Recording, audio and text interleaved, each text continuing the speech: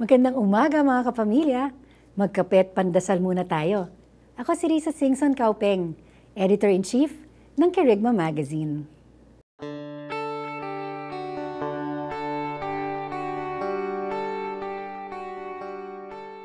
Si Daryl Meese ay isang kriminal na napatunayang pumatay ng 3 tao.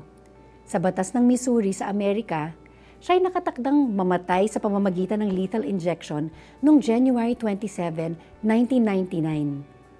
Ngunit nang malaman ng mga otoridad na ito ang araw na bibisita si Pope John Paul II sa Missouri, pinagpaliban nila ang pagbitay ng 2 linggo.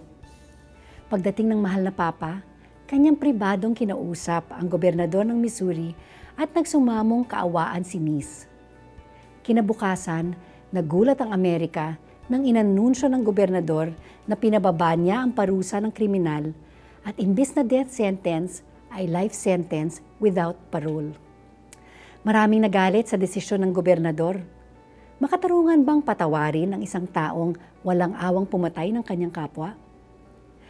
Mahirap matanto ang ganitong klaseng awa. Ngunit hindi ba tayo din ay nakikinabang sa awa ng Diyos sa gitna ng ating mga kasalanan? Naway makabigay tayo ng awa sa mga may sala sa atin, katumbas ng awa na ibig nating tanggapin. Tayo magdasal.